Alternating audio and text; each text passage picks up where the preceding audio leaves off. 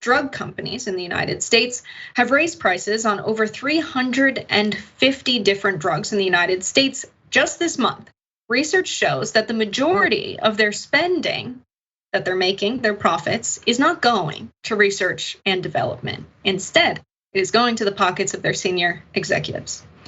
Reporting from The Lever, between 2012 and 2021, the 14 largest publicly traded pharmaceutical companies spent $747 billion on stock buybacks and dividends, substantially more than the $660 billion they spent on research and development, according to a new study by economist William Lazonick, professor emeritus of economics at the University of Massachusetts, and owner Tulum, a researcher at Brown University. So despite this, drug companies still claim that they are using price increases for drug innovation. That's what they are telling the public and consumers.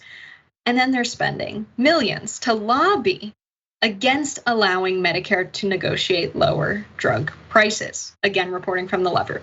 The pharmaceutical industry has spent at least $645 million on federal lobbying over the last 2 years. Americans spent $800 million on prescription drugs last year. 800 million more on prescription drugs last year than they had the previous year. However, it's proven that drug companies do not need more money for research and development.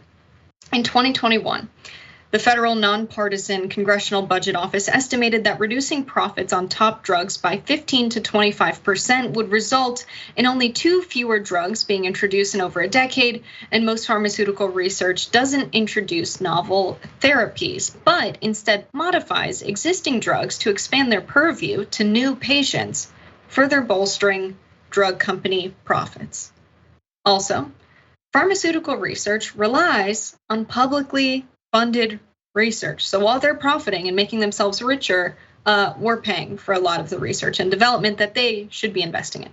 So between 2010 and 2019, every single new drug approved by the Food and Drug Administration relied at least in part on publicly funded science. So on top of stock buybacks, drug companies have also increased the salaries of their senior executives. In 2021, the average annual compensation for highest paid executives at these pharma companies was $61 million, 93% of which came from realized gains from stock-based pay. Pharmaceutical companies aren't the only ones spending their money on stock buybacks. We know that S&P companies spent nearly $10 trillion on buybacks and dividends between 2012 and 2022.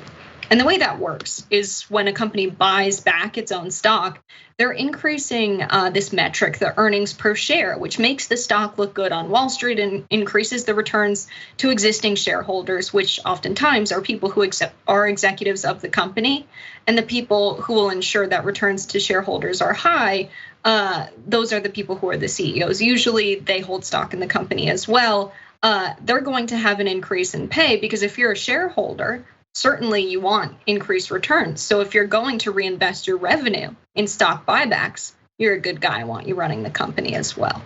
It's corruption in its finest. Francesca, what are your thoughts? It's evil. It's just evil. I want to bring back that word. It's so evil what pharmaceutical companies are doing to the American people. And now they're running scared because, oh no, we've got a little bit of price negotiation, which is really important. And I want to say that it is not a nothing burger that we have made progress on being able to negotiate Medicaid, Medicare costs for pharmaceutical for big pharma.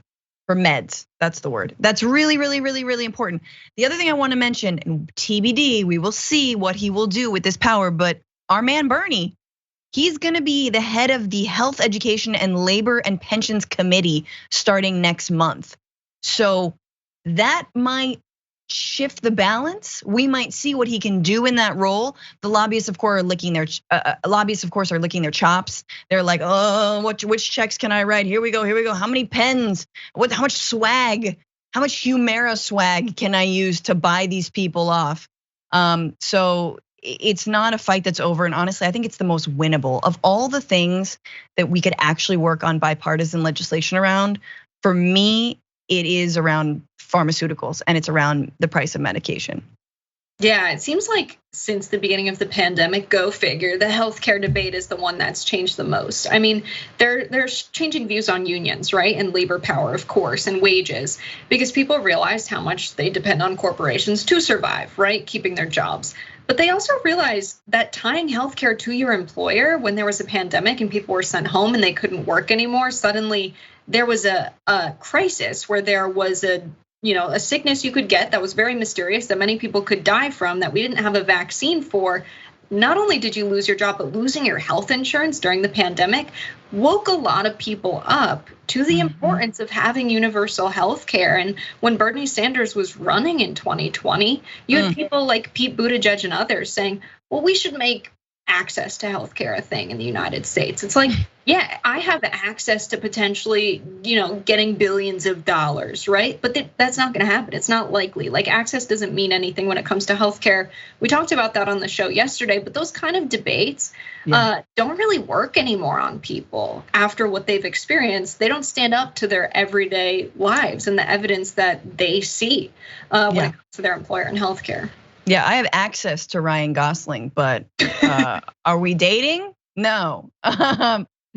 You're absolutely right. And it's mind-boggling that the media does not make a healthcare a point of discussion ever. Rarely. I had a special on MSNBC. We talked about healthcare. It was like an hour long. It ran in the dead of night. I'd still talk about it. It was 2019. But on the other side of a pandemic, when Republicans refuse to fund any future like real research, no, our money is all going to Pfizer and Moderna, which by the way, their stock prices were bolstered by the pandemic and the ways that the federal government helped them create the vaccine.